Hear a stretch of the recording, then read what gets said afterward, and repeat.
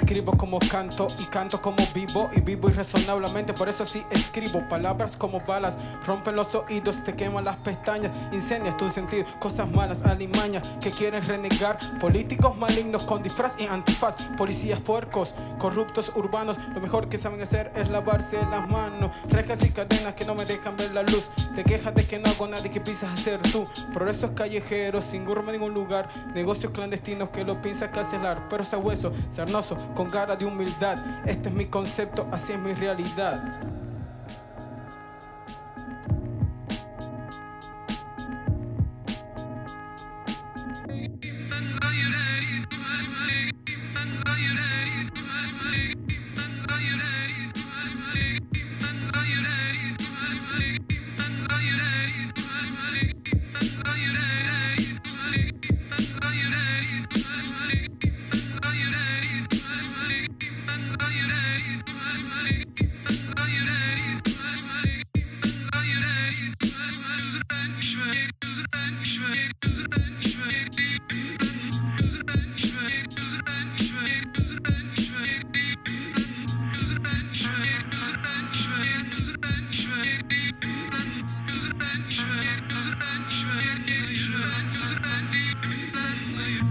Esto es lo que pienso yo, porque eso me enfrento, porque mi razón es mi razón de ser, entiendo lo por ciento, porque eso es lo que pasa cuando estoy contento.